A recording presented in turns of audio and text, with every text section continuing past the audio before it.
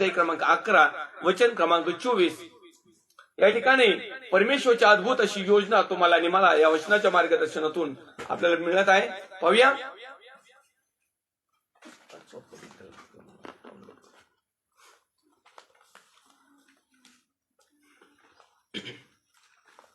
अकरावा अध्याय आणि 24व्या क्रमांकाचं वचन. अपुऱ्या सुधारणेपासून उद्भवणारा धोका. या ठिकाणी देवाचा पुत्र प्रभू येशू ख्रिस्त या वचनाच्या माध्यमातून तुम्हाला आणि मला एक मार्गदर्शन करत आहे, त्याच्या योजना सांगत आहेत, एक पूर्वसंकेत करत आहे की आम्हाला धोका कशापासून आहे.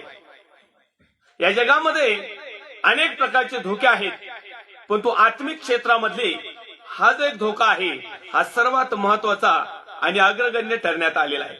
आणि म्हणून लूका सुवर्तमान अध्याय क्रमांक 11 आणि वचन क्रमांक 24 त्याची हेडलाईन्स आहे, अपुऱ्या सुधारणेपासून उद्भवणारा धोका.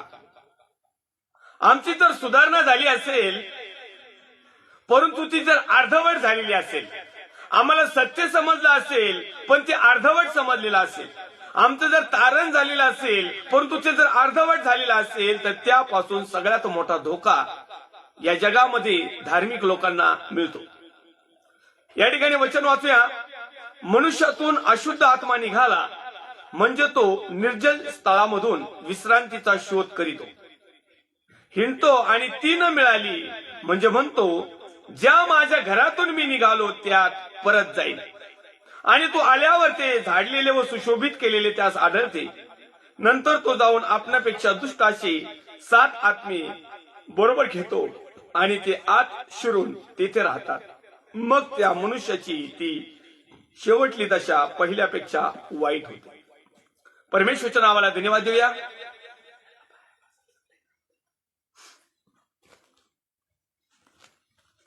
या ठिकाणी देवाची योजना आम्हाला सांगत आहे की मनुष्यातून जर अशुद्ध आत्मा निघाला, जे मनुष्य आहे, जो माणूस आहे, त्याच्यामध्ये जर अशुद्ध आत्मा आहे आणि तो जर निघाला.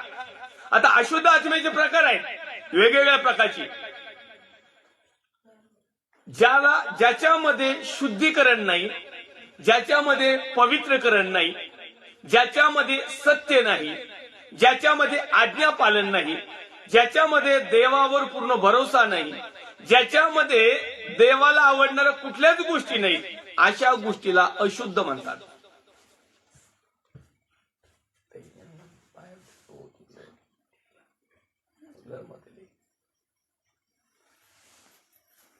या ठिकाणी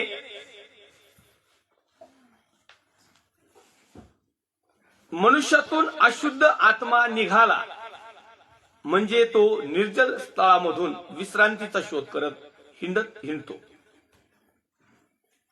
निर्जल म्हणजे काय?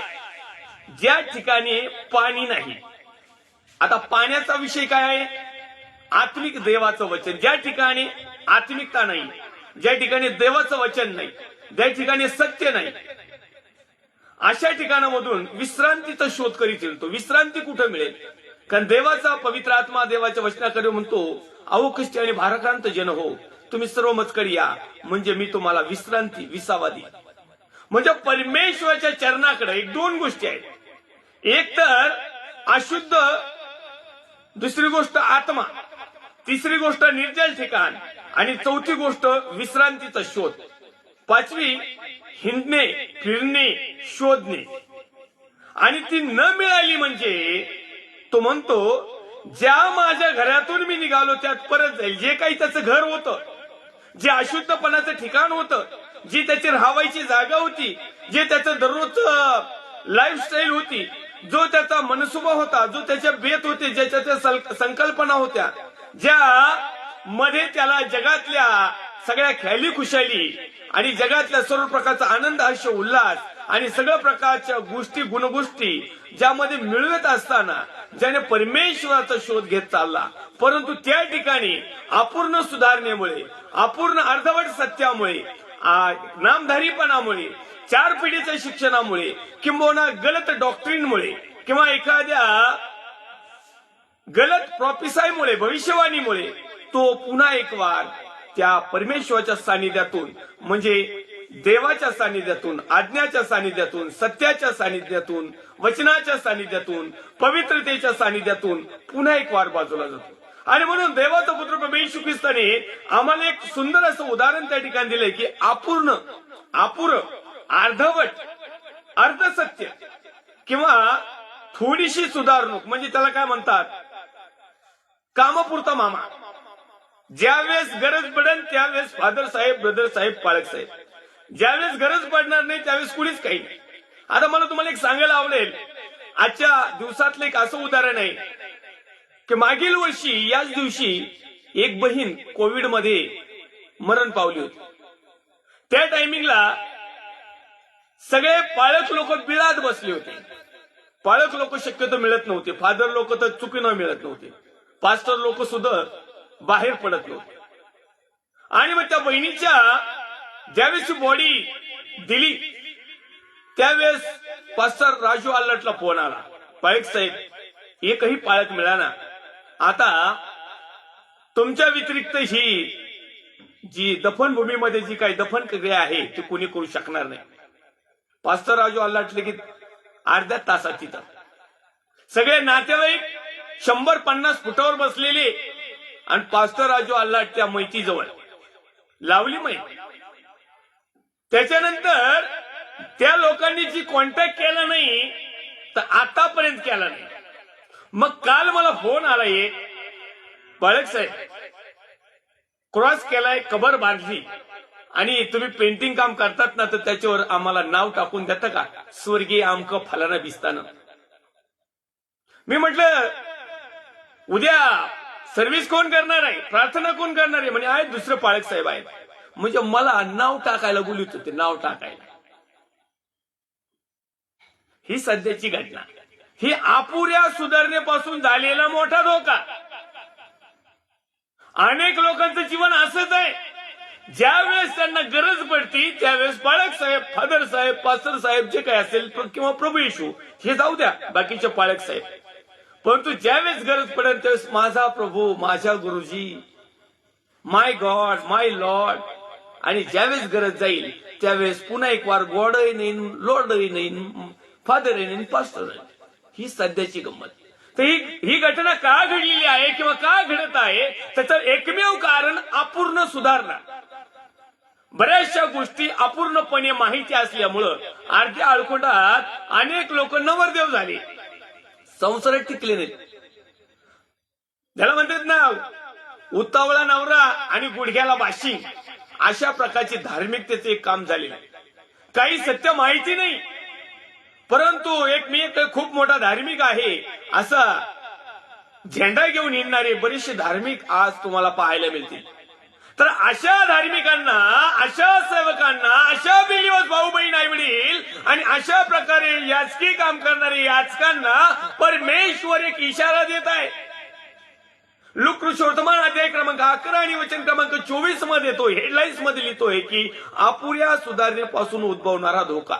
जर तुम्ही पूर्ण सत्य प्राप्त करून घेतलं नाही किंवा जर पूर्ण सत्य तुम्हाला समजलं नाही किंवा सत्यापासून जर तुम्ही दूर आहात किंवा तुमच्यामध्ये जर अशुद्धपण आहे, तुमच्यामध्ये जर अज्ञान आहे, तुमच्यामध्ये जर आज्ञाभंग आहे, तुमच्यामध्ये जर जगातल्या सर्व प्रकारच्या गोष्टी आहेत की ज्या परमेश्वराला आवडत नाही आणि तरी देखील तुम्ही धार्मिकतेमध्ये जर खूप मोठे वाढत आहात तर सावधान राहा. कारण बायबल असं सांगतंय, मनुष्यातून अशुद्ध आत्मा निघाला, मनुष्यातून एखादा अशुद्ध आत्मा निघाला. आता अशुद्ध आत्मा म्हणजे पिढ्या देणारच असलं असं काही नाही. अशुद्ध आत्मा असला म्हणजे घुमणारच असं असंही काही नाही.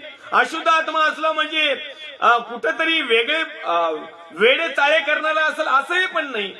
अशुद्ध आत्मा म्हणजे काय, ज्याला शुद्धी नाही, जो बेताल आहे, ज्याचं स्वतःवरही कंट्रोल नाही, जो स्वतःलाही सावरीत नाही आणि ज्याने तुम्हाला आणि मला जिवंत ठेवलंय त्यालाही ओळखीत नाही. अशा प्रकारच्या प्रेरणा, अशा प्रकारचं विचार, अशा प्रकारची बुद्धी, अशा प्रकारचं ज्ञान, अशा प्रकारचा असलेला मनुष्य त्याला म्हणतात अशुद्ध आत्मा. बरेच लोक म्हणतात अशुद्ध आत्मा म्हणजे तो घुमायला लागतो, पडतो, उठतो, चालवतो.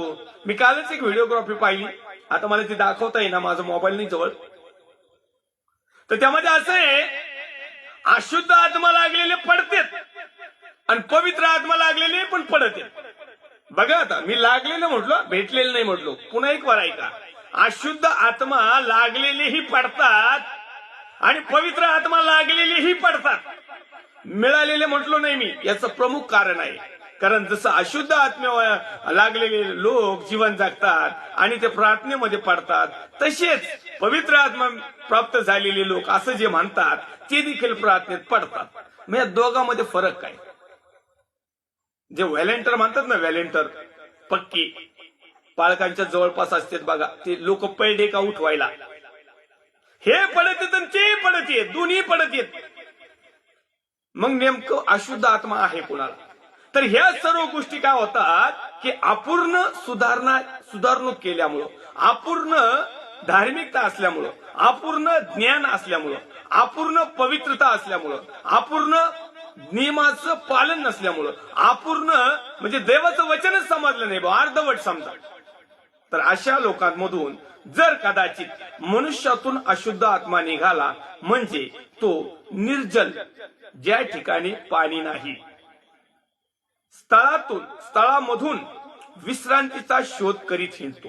एक अशुद्ध आत्मा आहे आणि तो विश्रांतीचा शोध करतो, कुठे कुठे कुठे.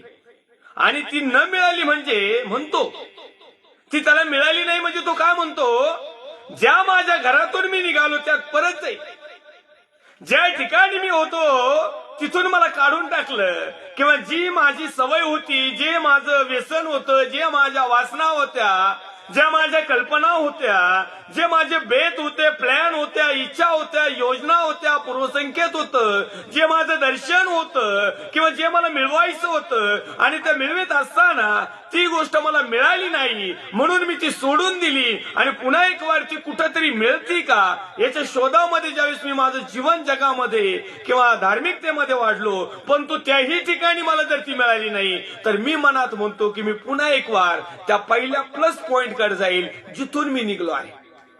अनेक लोकांनी ख्रिस्ताला स्वीकारलं पाप सोडून, परंतु पुन्हा एक वार अनेक लोक ख्रिस्ताला नाकारून पुन्हा एक वार त्याच पापामध्ये, त्याच शापामध्ये, त्याच जगामध्ये, त्याच राठीमध्ये, त्याच मीपणा, हमपणा, गर्व, अभिमान, व्यक्त, पुषार, किल्ला वारकी, व्यसन, वासना आणि सर्व प्रकारच्या जगातल्या गर्दीमध्ये आज पुन्हा एक वार तिथं ओढलेले आहेत. याचं कारण काय प्रमुख? याचं प्रमुख कारण म्हणजे आम्हाला अपुरी सुधारणा, आमची सुधारणूकच झाली नाही, आमचं नवीकरणच झालं नाही. म्हणून तो देवाचा पुत्र प्रभू येशू ख्रिस्ताकडे कोणी एक वृद्ध मनुष्य, तो साधारणतः 80-84 वर्षाचं वय असेल त्याचं नाव आहे निकेदम, आणि तो रात्रीच येऊन म्हणतो की प्रभूजी, गुरुजी, आपण देवापासून आलेले एक उत्तम शिक्षक आहात.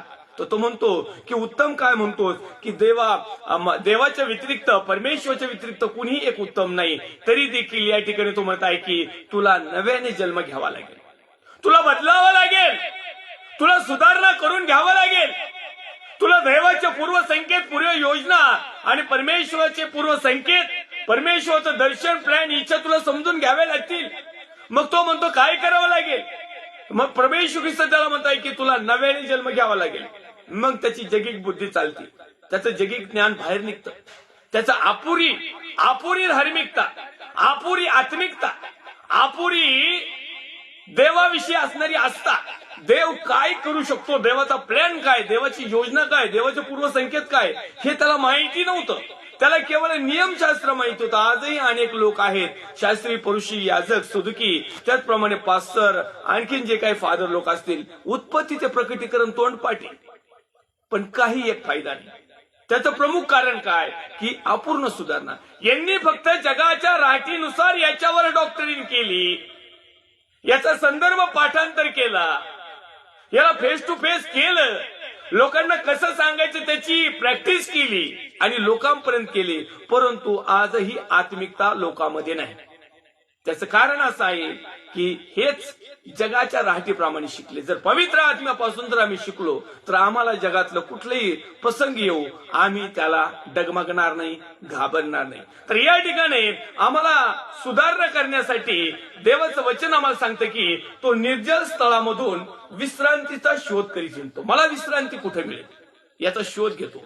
आज अनेक लोक मला विश्रांती कुठे मिळेल म्हणून मोबाईलचा शोध घेतात, टीव्हीचा शोध घेतात, कॅम्प्युटरचा शोध घेतात, पैशाचा शोध घेतात, जगातल्या खुशालीचा शोध घेतात, जगातलं निसर्गाच्या सौंदर्याच्या नुसार शोध घेतात, किंवा हवा पालट करतात, किंवा या देशातून त्या देशात, या राज्यातून त्या राज्यात जातात, की जेणेकरून आम्हाला एक रिलॅक्स वातावरण कधी मिळेल. माझ्या प्रिय भावांनो, बहिणींनो, आई वडिलांनो, देवाच्या अभिषिक्त सेवकांनो, खरं विश्रांतीचा शोध जर घ्यायचा असेल तर देवाचा पुत्र प्रभू येशू ख्रिस्त याच्या चरणाजवळ जी विश्रांती आहे, याच्या वचनामध्ये जी विश्रांती आहे, याच्यावर बिलीव्ह करण्यात जी विश्रांती आहे, ती कुठेही जगात मिळत नाही. आणि म्हणून अनेक लोक विश्रांतीचा शोध घेतात, परंतु ते जगामध्ये घेतात, पैसा प्रॉपर्टीमध्ये घेतात. आम्ही कुठल्या प्रकारचे लोक आहोत? आम्हाला जर विश्रांती हवी असेल तर आम्ही कशाचा शोध घ्यायला पाहिजे? म्हणून बायबल आम्हाला सांगते की मार्ग, सत्य आणि जीवन मीच आहे. बायबल हे पण आम्हाला सांगते की अहो कष्टी आणि भाराक्रांत जन हो, तुम्ही सर्व मजकरी या, म्हणजे मी तुम्हाला विसावा देईल, विश्रांती देईल. परंतु आज अनेक लोक प्रभू येशूकडे न येता प्रभू येशूच्या येतात, परंतु प्रभू येशूला आत्मसात न करता परमेश्वरापासून मिळणारी विश्रांती शोधण्याचा प्रयत्न करत आहेत. या ठिकाणी तो म्हणत आहे की मग त्यांना ती मिळत नाही. अनेक लोक प्रभूकडे येतात, त्यांना सांगितलं जातं प्रभूकडे या म्हणजे तुम्हाला विसावा मिळेल. आमेन, आमेन, आमेन. प्रभूकडे या म्हणजे तुमची गरिबी दूर होईल. प्रभूकडे या म्हणजे तुमचे रोग जातील. प्रभूकडे या म्हणजे तुम्ही श्रीमंत व्हाल. प्रभूकडे या म्हणजे तुम्हाला कुठल्या प्रकारचं कष्ट मिळणार नाही. प्रभूकडे या म्हणजे तुम्ही कुठल्या प्रकारचं नर्वसपणाचं जीवन जगणार नाही. प्रभूकडे या म्हणजे तुम्हाला जे काही हवं आहे ते मिळेल. ही गलत धारणा, यातल्या बऱ्याचशा गोष्टी गलत सांगितल्यामुळं आज लोक त्याच आशेने येतात. आमची सुवार्ता ही देवाच्या राज्याची असावी. आमची सुवार्ता ही वधस्तंभाची असावी. आमची सुवार्ता ही सार्वकालिक वतनाची असावी. परंतु आज ह्या अपुऱ्या सुधारण्यामुळे, अपुरी डॉक्टरनीमुळे आणि या अर्धवट सत्य समजून अर्धवट प्रचार करणाऱ्या संस्था, मिनिस्ट्रिया, छोटे मोठे ग्रुप, याजक किंवा जे कोणी असतील, त्यांनी गलत लोकांपर्यंत प्रचार केल्यामुळं आज लोकांना खरी विश्रांती कुठे माहित नाही. आज लोकांना असं वाटतं की आम्ही जर खूप धन दौलत असली म्हणजे आम्हाला विसावा मिळेल, खरी विश्रांती मिळेल, खरं सुख मिळेल, खरे वैभव मिळेल. परंतु त्या लोकांना देखील विचारून बघा, ज्यांच्याकडे करोडो अब्ज रुपयांची प्रॉपर्टी आहे, त्यांना म्हणावं तुम्ही खुश आहात का? त्यांच्याकडे अशा काही गोष्टी नाहीत ज्या तुमच्या आणि माझ्याकडे आहेत. आमच्याकडे अशा काही गोष्टी आहेत की त्या श्रीमंताच्या घरात मिळणार नाही. ते म्हणजे दैवी योजना, स्वर्गाच्या राज्याचं वचन, सार्वकालिक वतनाचे वाटेकरी. आणि आमची अपूर्ण सुधारणा नाही झाली तर पूर्ण सुधारणा झाली. आणि म्हणून गेल्या 2018 पासून मला काही लोक लाईव्ह पाहतात, 2018 पासून पाहतात. का पाहतात? कारण ते पूर्ण सुधारणुकीच्या मार्गावर आहेत. मी देखील पूर्ण सुधारणुकीच्या मार्गावर जीवन जगण्याचा प्लॅन करत आहे, केलेला आहे, करत आहे आणि करत राहील. कारण आमच्यामध्ये अपूर्णता नसावी.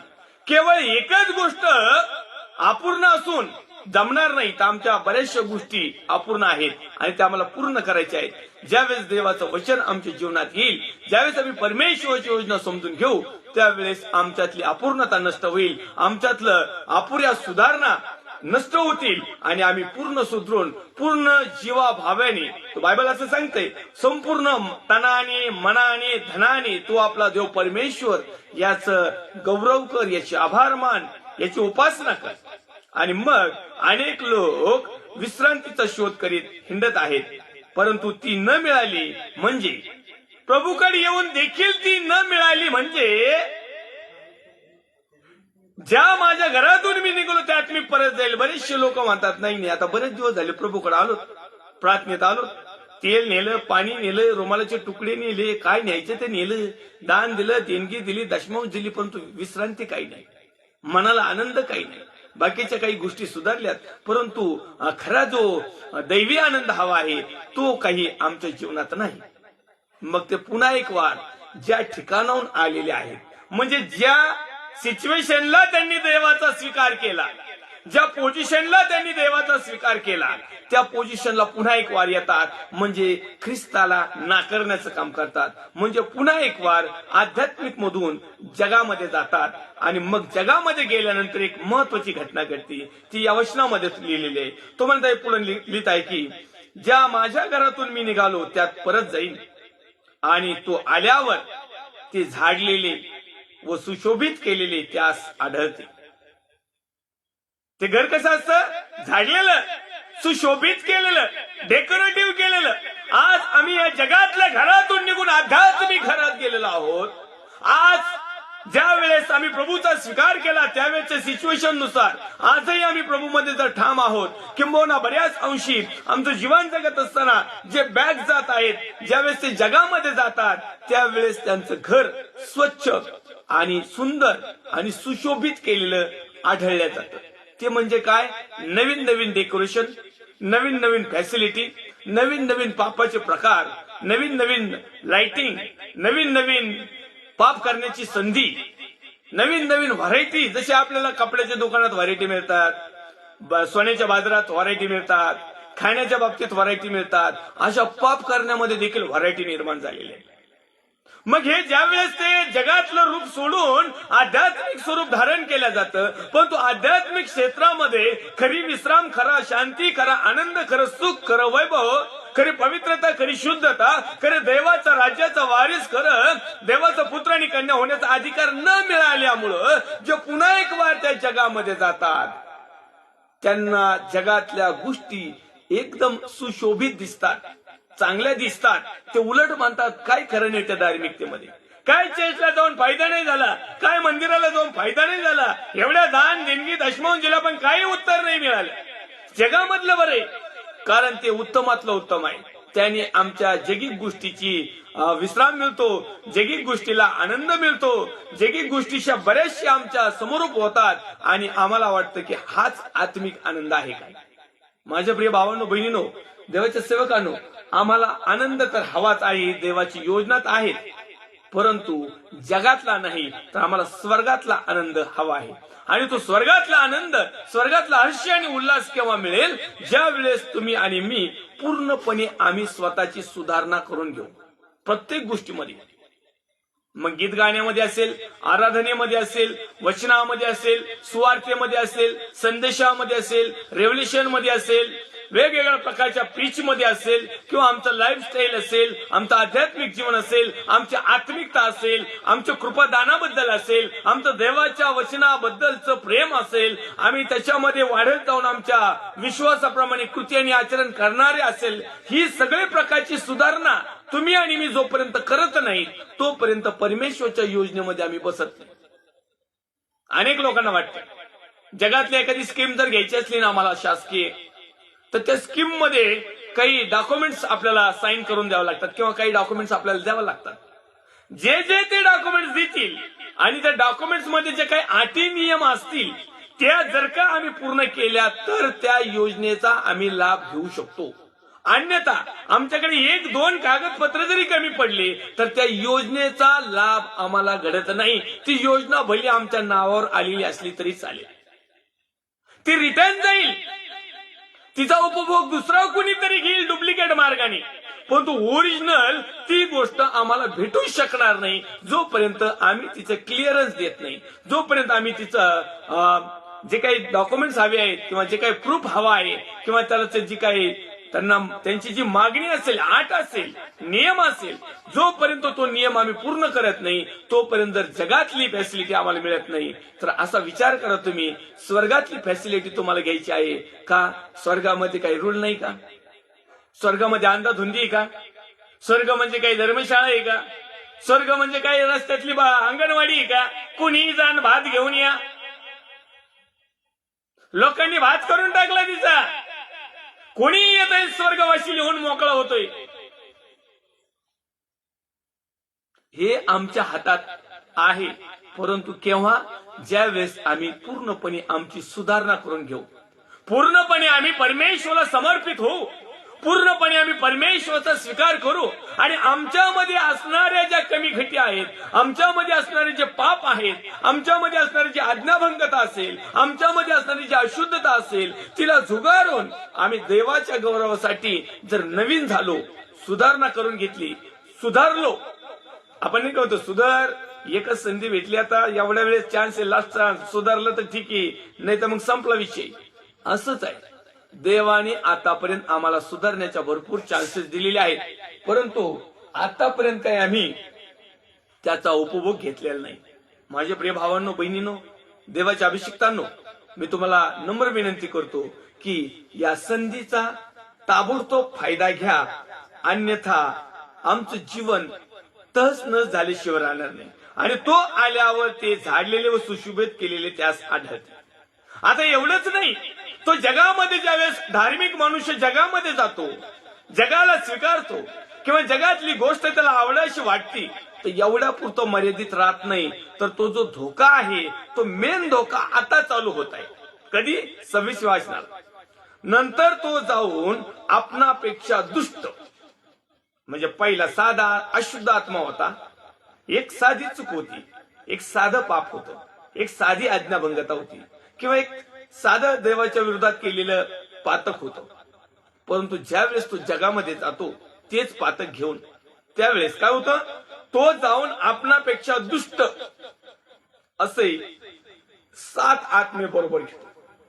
7 आत्मे. आता एक आत्म्याला सांभाळता सांभाळता हाल, तर हे 7 जण घेऊन येतो बाबा. म्हणजे 7 पीडा, 7 टेन्शन, 7 विकार, 7 सगळ्या 7च्या पटीनेच. आपण जे म्हणतो ना, माझा भाऊ चुकला तर किती वेळेस क्षमा करू, 7 वेळेस काय. तर बायबलचं वचन सांगतं, देवाचा पुत्र प्रभू येशू ख्रिस्त 7 नाही, 7ची 17 वेळेस कर. आता या 7च्या पटीने हे आला. कोण? दुष्ट. आणि आपणापेक्षा दुष्ट असे 7 आत्मे बरोबर घेतो. 7 चुका, 7 पाप, 7 आज्ञाभंग, म्हणजे कितीतरी 7 पटीने झाले. आणि ते आत शिरून तिथे राहतात. इथं कुठं राहतात? इथं. घर काय आहे? हे. आत्मा काय आहे? पवित्र आत्मा. दुसरं कोणता आहे? अशुद्ध आत्मा. मग आमच्यामध्ये अशुद्ध आत्मा आहे का पवित्र आत्मा आहे? जर पवित्र आत्मा असेल तर सुधारणा झालेली असेल, अशुद्ध आत्मा असेल तर सुधारणा झाली पण अपुरी झालेली आहे. मग ह्या अपूर्ण सुधारणेला जर सुधरवलं नाही तर काय होतं की 7 पटीने ती अपुरी सुधारणा वाढल्या जाते आणि त्या ठिकाणी त्या मनुष्याची ती शेवटली दशा पहिल्यापेक्षा वाईट होती. पहिला बरा होता ना. मग अनेक लोक म्हणतात बाबा ख्रिस्ताचा स्वीकार नव्हता केला तर बरं होतो बाबा, पण ख्रिस्ताचा स्वीकार केला हे काय झालं? उलट आहे, उलट. आज लोक वाईट परिस्थितीमध्ये असताना ज्यावेळेस ख्रिस्ताला ओळखतात त्यावेळेस ते सुधारल्या जातात. पण सध्याची घटना अशी आहे, खेदाची गोष्ट आहे, हे तिथे गेल्यावर 7 पटीने खराब होतात. वस्तुस्थिती. आणि याला सर्वस्वी याजक साहेब जबाबदार आहेत, कारण त्यांनी त्यांना आस लावून, फुस लावून, आशा दाखवून त्यांची निराशा केलेली असते. त्यांच्याच जवळ असणारी मालमत्तेवर याचा डोळा टाकून त्या मालमत्तेचा बराच भाग यांच्या हातात आलेला असतो. आणि असं करून करून करून ज्यावेळेस अपूर्ण ज्ञान, अपूर्ण पवित्रता, अपूर्ण आज्ञाभंग, देवाविषयी ज्यावेळेस पूर्णपणे माहिती मिळत नाही, त्यावेळेस तो मनुष्य जीवन जगताना धार्मिक मध्ये तर असतो, परंतु पापाचं जीवन जगतो. आणि पापाचं जीवन जगल्यावर कधीही मनुष्य आशीर्वादित ठरत नाही. पापाचं जीवन जगलेला मनुष्य कधीही चांगला होऊ शकत नाही. पापात जीवन जगत असलेला मनुष्य कधीही विश्राम पाहू शकत नाही. या गोष्टी केव्हा समजतात? ज्यावेळेस आम्ही परमेश्वराच्या वचनातून काही गोष्टी पाहतो आणि मग या ठिकाणी लिहिलं की मग त्या मनुष्याची ती शेवटली दशा पहिल्यापेक्षा वाईट होती. मग असे झाले की तो ह्या गोष्टी बोलत असता लोकसमुदायातील कोणी एक स्त्री त्याला मोठ्या आवाजात म्हणाली, ज्या उदराने तुझा भार वाहिला व जी स्तने तू चोखिली ती धन्य. काय म्हटली? एक बहीण आली छाप मध्ये आणि ती काय म्हटली? कोणी एक स्त्री त्याला मोठ्या आवाजात म्हणाली, ज्या उदराने तुझा भार वाहिला व जी स्तने तू चोखिली ती धन्य. तेव्हा तो म्हणाला, पण त्यापेक्षा, देवाची योजना आहे का? पण त्यापेक्षा जे देवाचे वचन ऐकतात व पाळतात तेच धन्य. कोण धन्य आहे?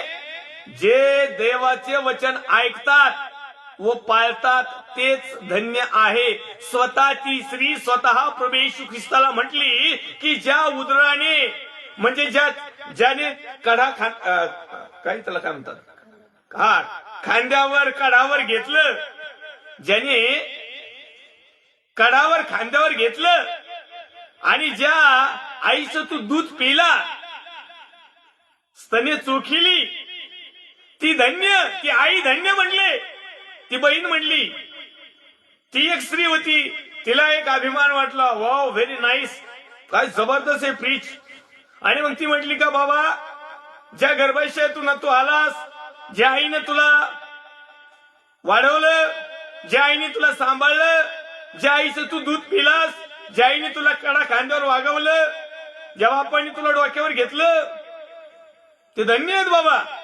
तिला नाही नाही नाही, दिस इज रॉंग. काय म्हटलं तो? तेव्हा तो म्हणाला, पण त्यापेक्षा जे देवाचं वचन ऐकतात व पाळतात तेच धन्य. ही परमेश्वरची योजना आहे की तुम्ही देवाचं वचन ऐकावं आणि ते पाळावं. ही परमेश्वरची योजना आहे माझ्यासाठी की मी देवाचं सत्य वचन सांगावं आणि पाळावं देखील. हीच देवाची योजना आहे तुमच्याविषयी, जगाविषयी, की तुम्ही देवाचं वचन ऐकावं आणि ते पाळावं. जर तुम्ही देवाचं वचन ऐकाल तर तुमची सुधारणा होईल. जर तुम्ही ते पाळाल तर तुमच्या मध्ये कुठल्याही प्रकारचा धोका उद्भवणार नाही, तुमच्यामध्ये कुठल्याही प्रकारचा अज्ञान राहणार नाही, तुम्हाला कुणीही फसवणार नाही. म्हणजे तुमचा आनंद, म्हणजे तुमची विश्रामाची जागा कुणीही घेऊ शकणार नाही. आणि म्हणून आम्हाला या गोष्टी समजणं खूप महत्वाचं आणि गरजेचं आहे. आणखीन एक शास्त्रभाग आपण या ठिकाणी पाहूया. 29व्या क्रमांकाच्या वचनामध्ये आहे, त्यामध्ये देखील देवाची योजना आहे. चिन्ह मागण्याविषयी दिलेला इशारा, हा पण एक इशारा आहे. तेव्हा लोकसमुदाय त्याच्याजवळ एकत्र जमत असता तो असे म्हणू लागला, ही पिढी दुष्ट पिढी आहे, ही चिन्ह मागते. असं कोण म्हणत आहे? प्रभू येशू ख्रिस्त. हे प्रभू येशू ख्रिस्त काय म्हणत आहे? ही पिढी दुष्ट पिढी आहे. तुमची आणि माझी जगामध्ये जर राहतोत ना, ही जी पिढी आहे ना, ही दुष्ट आहे. दुष्ट म्हणजे चांगली नाही. मग यामध्ये तुम्हाला आणि मला जीवन जगायचं असेल तर आम्हाला दुष्टपणा सोडून द्यावा लागेल. ही पिढी दुष्ट पिढी आहे, ही चिन्ह मागती. यांना फक्त चिन्ह चमत्कार लागते, यांना फक्त मिरॅकल लागते, यांना फक्त साक्ष्यमय जीवन लागत, यांना फक्त तूप खाल्लं का लगेच रूप आलं पाहिजे असं लागतं, यांना कुठला तरी चमत्कार पाहिजे. चमत्कार झाल्याशिवाय नमस्कार कोणी घालीत नाही. ही पिढी आहे. ह्या पिढीला देवाचं वचन नको आहे, ह्या पिढीला सत्य नको आहे, ह्या पिढीला स्वर्गाच्या राज्याची सुवार्ता नको आहे, ह्या पिढीला वधस्तंभाचा संदेश नको आहे, ह्या पिढीला पवित्रता आणि शुद्धता नको आहे, ह्या पिढीला आज्ञा विधी नियम नको आहेत. आमच्या मनाने जसं पाहिजे तसं आम्ही धार्मिकता करू. ही जी दुष्ट पिढी आहे, या दुष्ट पिढीपासून तुम्हाला आणि मला सावध राहायचंय. पिढीमध्ये तर तुम्ही आणि मी आहोत, परंतु जर इतरांसारखं जर आम्हाला ख्रिस्त कळाला असून, सत्य समजला असून, जिवंत परमेश्वर तो पुत्र प्रभू येशू ख्रिस्त भेटला असून देखील आमच्या जीवनाचं तारण त्याने केलेलं आहे, किंबहुना आम्हाला त्याला समजून घेण्यासाठी सुरुवातीच्या काळामध्ये जो चिन्ह आणि चमत्कार केलेला आहे, जर आम्ही वारंवार वारंवार वारंवार फक्त चिन्ह आणि चमत्काराच्या म्हणजे फक्त चिन्हाच्याच मागे लागलो तर आम्ही देखील दुष्ट बनतो. परमेश्वर चिन्ह चमत्कार रोज आणि रोज करतो आमच्या जीवनात, तो भाग वेगळा आहे. परंतु अनेक लोक एखाद्या विशिष्ट घटनेवर अवलंबून बसतात आणि ती गोष्ट जोपर्यंत मिळत नाही तोपर्यंत तू खरा देव आहे किंवा तू सत्याचा आहे. काही काही लोक म्हणतात ना, तू जर सत्याचा असशील ना तर असंच होईल, आणि नसलं ना तर नाहीच होणार. मग एवढे दिवस काय खात होते तुम्ही? एवढ्या दिवस तुमच्या जीवनामध्ये या सगळ्या मिराकल झाल्या, त्यावेळेस काय तो खोट्याचा होता का? लोक सहजासहजी बातचीत करून देवाची आज्ञाभंग करतात, किंबहुना पुन्हा एक वार जगाकडे जातात, किंबहुना याचा अर्थ त्यांची सुधारणाच झालेली नाही. त्यांनी फक्त मानपान, सन्मान, आदर किंवा एखादी विशिष्ट अशी जागा मिळावी म्हणून कदाचित मी सुधारलो आहे असं दाखवतात, परंतु अंतःकरण आज देखील खेदाने आणि जगातल्याच गोष्टींनी भरलेले आहे. आणि म्हणून या ठिकाणी तो लिहित आहे की परंतु योनाच्या चिन्हाशिवाय हिला दुसरे चिन्ह दिले जाणार नाही. ह्या पिढीला दुसरं चिन्हच नाही, योनाच्या व्यतिरिक्त चिन्हच नाही. आता योनाचं चिन्ह काय? अनेक काही नवीन भाऊ बहिणी आहेत, त्यांना समजणार नाही, म्हणून मी हा पुढचा विषय वाचतो, तो आपला विषयाचा भाग नाही, तरी देखील समजण्यासाठी योनाचं चिन्ह शिव म्हणजे काय. कारण जसा योना निन्वेकरास चिन्ह झाला तसा मनुष्याचा पुत्र या पिढीला होईल. आता योना काय झाला? निन्वेकरास चिन्ह झाला, कारण योनाच्या हातात सुवार्ता दिली होती. योनाच्या हातात देवाचं वचन सांगण्यास पाठवलं. योनाच्या हातामध्ये योनाला सांगितलं होतं की जा आणि परमेश्वराच्या योजना त्या निन्वेकरास सांग. परमेश्वर असं म्हणतो, जर तुम्ही पश्चाताप केला नाही, जर तुम्ही वळाला नाही, जर तुम्ही स्वतःची सुधारणूक करून घेतली नाही, जर तुम्ही पापास पश्चाताप केला नाही, जर तुम्ही सत्याकडे वळला नाही, तर देव परमेश्वर यहोवा या निन्वे शहराचा अग्नी आणि गंधकानी नाश करणार आहे. ही सुवार्ता घेऊन पाठवलं. नाश करणार आहे ही सुवार्ता. नाश करणार हे देवाच्या योजनेमधला भाग. आणि त्या निन्वेला पाठवला. आणि मग त्या निन्वेकरांनी काय केलं? तो मेसेज ऐकला, ती सुवार्ता ऐकली, त्या परमेश्वरच्या योजना ऐकल्या, आणि ह्या अपूर्ण जे सुधारणा होत्या त्यांच्या, जे ते पापाचं जीवन जगत होते, त्यांनी पश्चाताप केला. त्यांनी डोक्यात राख ओढून घेतली, राजवस्त्र काढून टाकले आणि त्या ठिकाणी गोंताट नेसली, उपास केला, प्रार्थना केल्या, छाती पिटल्या, आसू गाळे, रडले, गुडघ्यावर आले, पश्चाताप केला. आणि त्यावेळेस देव वळाला. देवाने ज्या योजना आखल्या होत्या निन्वे शहरासाठी त्या बदलून टाकल्या आणि निन्वे शहराला सुखरूप ठेवलं. म्हणून निन्वे वाचली ती योना संदेश. त्यामुळे आज तुम्हाला आणि मला वाचायचं एकच आहे. असा जगामध्ये एकही संदेश नाही, एकही द मॅन ऑफ गॉड नाही, एकही प्रॉफेट नाही. भला टीव्ही स्टार घ्या, नाही तर खालचा स्टार घ्या, नाही तर मधला स्टार घ्या. जगामध्ये असा एकही प्रचारक नाही. माझं तर काही कुठं गिनतीच नाही. जगामध्ये असा एकही प्रचारक नाही तो तुम्हाला आणि मला वाचू शकतो. तो तुमच्या आणि माझ्यासाठी चिन्ह बनू शकतो. तुमच्या आणि माझ्यासाठी एकच चिन्ह आहे. आता देवाचा पुत्र सुद्धा नाही, होली स्पिरिट सुद्धा नाही, देवाचं वचन. देवाच्या वचनावर जर आम्ही चिंतन म्हणून अध्ययन केलं आणि देवाच्या वचनावर जर विश्वास ठेवला आणि देवाच्या वचनाप्रमाणे जर जीवन जगायला सुरुवात केली तरच आम्ही वाचू शकतो. अन्यथा आमचा सत्यानाश 100% ठरलेला आहे. ही पिढी काय करत आहे? चिन्ह मागते. अनेक लोक प्रभूचा स्वीकार करायला म्हणतात, चिन्ह मागतात. हा, प्रभूकडे येऊ, पण आमची गरिबी, आमची श्रीमंत झालं पाहिजे, आमचा आजार गेला पाहिजे, परत आलाच नाही पाहिजे, आम्ही असं झालं पाहिजे, तसं झालं पाहिजे, म्हणून आम्ही प्रभूकडे येऊ. जर तुम्ही एखाद्या गोष्टीसाठी जर प्रभूकडे येता तर याचा अर्थ तुम्ही सुधारलेले नाही, याचा अर्थ तुमचं नवीकरण झालेलं नाही, याचा अर्थ तुम्हाला पश्चाताप झालेला नाही, याचा अर्थ तुमचं पापाचं गठुडं घेऊन तुम्ही प्रभूजवळ येतात. पापाचं गाठोडं सोडूनच आम्हाला परमेश्वरच्या योजनेमध्ये सहभागी व्हावं लागेल. कारण स्वतः प्रभू येशू ख्रिस्त म्हणतो, जे देवाचं वचन ऐकतात व पाळतात हेच धन्य आहेत, बाकीच्यांचं धन्यता नाही. मग कारण जसा योना निन्वेकरात चिन्ह झाला तसा मनुष्याचा पुत्र या पिढीला होईल. दक्षिणेची राणी न्यायकाळी या पिढीच्या लोकांवर उठून त्यांना दोषी ठरविल. कारण शल्मोनाचे ज्ञान ऐकूयाच ती पृथ्वीच्या सीमेपासून आली. आणि पहा, शल्मोनापेक्षा थोर असा एक इथे आहे. निन्वेचे लोक न्यायकाळी या पिढीबरोबर उभे राहून हिला दोषी ठरवतील. कारण त्यांनी योनाच्या उपदेशावरून पश्चाताप केला. कुणाच्या उपदेशावरून? योनाच्या. मग योनाने काय केलं? उपदेश दिला. योनाने काय केलं? परमेश्वरची योजना सांगितली. योनाच्या जवळ काय होतं? योना संदेश त्याच्या जवळ काय होतं? त्याला ज्या बाटल्या होत्या का? नाही. पाण्याच्या बाटल्या होत्या का? का रुमालाचे तुकडे होते? नेमकं योनाजवळ काय होतं?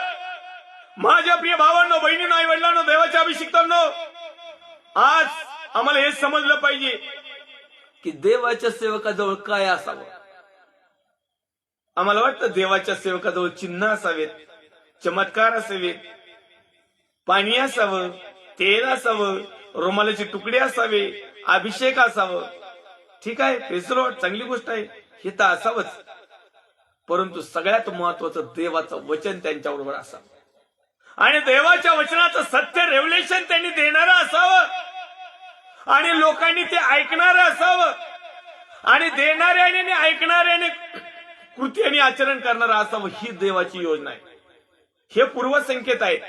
येणाऱ्या दिवसामध्ये ज्या विश्रामगृहाला आम्हाला जायचं आहे, ज्या विश्रांतीच्या शोधात आम्हाला जायचं आहे, ज्या हर्षाच्या ठिकाणी, ज्या सुखाच्या ठिकाणी आम्हाला जायचं आहे, ज्या सार्वकालिक वतनाचे वाटेकरी व्हायचं आहे, त्यासाठी आम्हाला चिन्ह आणि चमत्कारावर जास्त भर न देता देवाच्या वचनावर जर आम्ही भर दिला, देवाच्या वचनावर जर मनन केलं, देवाच्या वचनावर जर आम्ही भरोसा ठेवला, देवाच्या वचनाप्रमाणे जर आम्ही जीवन जगायला सुरुवात केली, पाळायला सुरुवात केली, कृती आचरण करायला सुरुवात केली, तर निश्चित अर्थाने आम्हाला या जगामध्ये विश्राम मिळो किंवा न मिळो, या जगामध्ये शांती आम्हाला मिळो किंवा न मिळो, या जगामध्ये आम्हाला श्रीमंती मिळो किंवा न मिळो, या जगामध्ये आम्हाला चैन सुख मिळो किंवा न मिळो, सार्वकालिक वतनामध्ये सार्वकालिक काळासाठी या सर्व गोष्टीचे आशीर्वाद तुमच्याकडे राहणार. आज लोकांना तुटपुंजे आणि थोडीशी आशीर्वादाची आवश्यकता वाटते. या ठिकाणी आणखीन आपण एक वचन पाहणार आहोत. 11वा अध्याय आणि 33व्या वचनामध्ये, ते मागच्या भागामध्ये आम्ही ते पाहिलेलं आहे. या समालेख 37व्या क्रमांकाचं वचन आपण या ठिकाणी पाहणार आहोत. लूक वर्तमान अध्याय क्रमांक 11 वचन क्रमांक 37. परुषी व शास्त्री यांचा निषेध. देवाच्या योजनेमधला हा प्रमुख योजना आहे. अनेकांना वाटतंय अनेक ह्या गोष्टीच्या खिलाफ आहेत. परुषी व शास्त्री यांचा निषेध कर, जाहीर निषेध. आपण जो बघतो ना, एखाद्यावर अन्याय झाला, एखाद्याच त्याला बऱ्याच लोकांनी मिळून त्याच्यावर दोषारोप टाकला किंवा त्याची चूक आहे आणि ती बरोबर नाही, तर बाकीचे लोक येऊन एकत्र येतात आणि निषेध जाहीर करतात, नाही का? आम्ही या गोष्टीला निषेध करतो, म्हणजे आम्ही या गोष्टीचा विरोध करतो, म्हणजे ही गोष्ट आम्हाला मान्य नाही, ही गोष्ट आमच्या फायद्याची नाही, ही गोष्ट आमच्या समाजाच्या फायद्याची नाही, ही गोष्ट धार्मिकतेच्या फायद्याची नाही, ही गोष्ट स्वर्गातल्या राज्याच्या फायद्याची नाही, ही गोष्ट आम्हाला सार्वकालिक वतनामध्ये घेऊन जाणार नाही, म्हणून आम्ही निषेध करतो. तर या ठिकाणी निषेध करणाऱ्याच्या 2 लोकांची नावं दिली. आता हे 2 लोक कोण आहेत? एक आहे परुषी, दुसरा आहे शास्त्री. म्हणजे हे नीतिमान, हे शास्त्राध्यापक, हे बायबल स्टडी केलेले मोठे प्रीचर, टीचर, फीचर, हे प्रॉफेट, प्रॉफिसाय, हे भविष्यवक्ते, हे महाराज लोक, हे ज्यांच्या हातामध्ये हुकूमत आहे, सत्ता आहे, ज्यांच्याकडे पैसा आहे, मॅन पॉवर आहे, मनी पॉवर आहे, ज्यांच्याकडे मिनिस्ट्री पॉवर आहे, हे लोक परुषी व शास्त्री. आणि पूर्वीच्या काळाचा शास्त्री आणि परुषी सदुकी यांचा जर आता मेळ बसवला तर त्याला म्हणतात फादर, पास्टर, बाकीचे पोस्टर. हा, निषेधच करून टाका यांचा, ज्यांच्याकडे देवाचं वचन नाही. सरळ सरळ बागे, हे काही निंदा वगैरे काही नाही. लोकांना काही झालं का, निंदा करू नका, हे करू नका, ते करू नका, ते करू. बायबल सांगता इथे, मग तुम्ही बायबलचं ऐकणार का लोकांचं ऐकणार? तुम्ही लोकांची मनधरणी करणार का परमेश्वरची मनधरणी करणार? तुम्ही परमेश्वरच्या योजनेप्रमाणे जीवन जगणार का पाळकांच्या योजनेप्रमाणे जीवन जगणार? तुमच्या पाळकाला काय आई तर खायला प्यायला मिळत आहे, लेकरं बाळा सगळे कॉन्व्हेंट मध्ये इंजिनियर, डॉक्टर झाले, आमच्या साध्या झेडपी शाळेमध्ये सुद्धा नाहीत. शास्त्री आणि परुषी यांचा निषेध त्यांनी करायला लावलेला आहे. मी तर 22 वर्षापासून निषेध करतो. I am proud of me स्वतःच माझ्याबद्दल मी परमेश्वरामध्ये अभिमानाने सांगतो, मी सॅल्यूट करतो परमेश्वराच्या नावाला.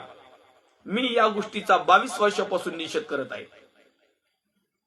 परुषी व शास्त्री यांचा निषेध. म्हणजे कशाचा निषेध?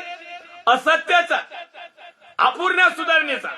याचा अर्थ सर्रास असं नाही की पाळकीनबाईचा मी निषेध करतो किंवा त्यांना मी त्याला काय म्हणतात क्रॉस लागतो. नाही नाही, त्यांच्यामध्ये असणारा अशुद्धपण, त्यांच्यामध्ये असणाऱ्या खराब गोष्टी, त्यांच्यामध्ये असणाऱ्या जगातल्या गोष्टी, त्यांच्यामध्ये असणाऱ्या परमेश्वराच्या नावाने लोकांना लुटणारी पद्धत, याचा निषेध मी करतो. ते तर देवाचे सेवक आहेत. देवाच्या सेवकाचा कोण निषेध करील? पण देवाचे सेवक असे करीत नाही. देवाचे सेवक असे बावळट नसते. देवाचे सेवक असे मूर्ख नसते. देवाचे सेवक असे भंगरी नसते. देवाच्या सेवकाचा निषेध होऊ शकत नाही. जे देवाच्या सेवकाचं नाव घेतलेले जे लोक डुप्लिकेटपणा करतात ना, आणि ते ख्रिस्ताच्या नावामध्ये करतात, त्यावेळेस त्यांचा निषेध करणं खूप महत्वाचं आणि गरजेचं पडतं. तो बोलत आहे इतक्यात एका पुरुषाने त्याला आपल्याकडे भोजनास येण्याची विनंती केली. एक जो होता पुरुषी, त्याने प्रभू येशू ख्रिस्ताला त्याच्या घरी भोजनासाठी बोलवलं, विनंती केली. मग तो आत जाऊन भोजनास बसले. त्याने भोजनापूर्वी हातपाय धुतले नाहीत असे पाहून पुरुषाला आश्चर्य वाटले. आता प्रभू येशू ख्रिस्त गेला तसंच बसला. भोजनापूर्वी हातपाय धुतले नाही असे पाहून पुरुषाला आश्चर्य वाटले. परंतु प्रभूने त्याला म्हटले, तुम्ही पुरुषी ताटवाटी बाहेरून स्वच्छ करीता, पण तुमचा अंतर्भाग जुलूम व दुष्टपणा यांनी भरलाय. काय तुम्ही बाहेरून लय भारी दिसतात हो, लय सफेद झगे, लय टायन कोटन, काय तुम्ही वा वा वा वा, नाद नाही करायचा तुमचा. तुमच्याच बापाचं सगळं आहे की नाही. बाहेरून लय स्वच्छ, रुमाल, बोलणं, काय काय तू इतके मोकडत बोलत येत ना, मला वाटतंय पाळके पण करावंच कशाला भाऊ, इतके मोकडत बोलतेत. आणि मग असे झाले, अरे काय कसे झाले, वाढायला पाहिजे, काय झाले, जसं असेल तसं, हे आकडून माकडून नाही, लटकून. तुम्ही पुरुषी ताटवाटी बाहेरून स्वच्छ करीता. ताटवाटी कोणती? आपण जेवत होती स्वच्छ, पण तुमचा अंतर्भाग, इथला अंतःकरणातला भाग जुलूम आणि दुष्टपणा यांनी भरलेला आहे. आजही याचकांची हीच गंमत आहे. बाहेरून लय भारी दिसते, कुणाला बोलणार नाही, नावं ठेवणार नाही, निंदा करणार नाही, कुणाला टच नाही, मच्छ नाही. त्यांना कुणी काही म्हणा, आतल्या गाठाडीची येते, आतल्या गाठीची येते, काही म्हणून नाही दाखवीत, पण बराबर कामच करतेत. हे आतल्या गाठीचे, याला म्हणतात शास्त्री आणि पुरुषी. आणि या शास्त्री आणि पुरुषाच्या खानदानीतून आलेले जे याचक झालेत ना, त्यांच्यामध्ये हा प्रकार दिसतो. हो, असे भडाभडा बोलून नाही, वोकून नाही दाखवणार, असे पोटात ठेवते, पोटात उचमाळत त्यांना, पण ते इथपर्यंत आणते, सांग बाहेर नाही टाकी, पण कामच करते एखाद्याचं. कधी म्हणणार नाही बिलिओस भावाला तू चुकलास, काय करायचंय त्याला, नाव ठेवणार नाही, चुकतही चुकू पडता, आपल्याला काही करायचंय, निंदा नाही करायची. त्याच्यामध्ये एक दुष्टपणा काय आहे, त्याच्यामध्ये स्वार्थीपणा काय आहे, की त्या भावाला जर दुखावलं तर दानपत्र कमी होते, त्या भावाला जर दुखावलं तर ते चर्च सोडून देईन, त्या भावाला दुखावलं म्हणजे ते 4-5 जण फोडीन. मग त्याच्यापेक्षा काहीच नको ना म्हणायला. पाप कर, पुण्य कर, तर काय करायचं ते कर. लय दोष नाही लावित कधी, दुसऱ्या पालकांना सुद्धा दोष लावित नाही. सरळ स्पष्ट म्हणतात, आपल्या मिनिस्ट्रीच्या व्यतिरिक्त दुसरा कोणीही याजक आला नाही पाहिजे, बस एवढं, बाकीचं काहीच नाही. हे आतमध्ये जुलूम आणि दुष्टपणाने भरलेली ढोंगी ती, यांचा निषेध कर, असं परमेश्वराचं वचन सांगतंय. आपल्याला काही नाही भाऊ, तुम्ही त्यांना घरात घेऊन ये ना, त्यांचं रात्रंदिवस का वावळी ना अशी आरती, आपल्याला काही घेणं ते नाही. मला सांगण्याचं काम दिलंय, मी ते करतोय. तुम्हाला ऐकण्याचं काम दिलं, तुम्ही ऐका, पण मला सांगण्याप्रमाणे कृती करत आहे मी, पण तुम्ही ऐकण्याप्रमाणे कृती करत आहात का, हा तुमचा भाग आहे. आज हे तुम्ही समजून घ्यायचं, निषेध करायचा. नाहीतर आम्हाला त्यापासून धोका निर्माण होतो. कारण अपूर्ण सुधारणेपासून जो धोका निर्माण होतो तो आम्हाला सार्वकालिक वतनापर्यंत जाऊ देत नाही. पुढे तो लिहित आहे की अहो निर्बुद्ध माणसांनो, ज्याने बहिर्भाग केला त्याने अंतर्भागही केला नाही का?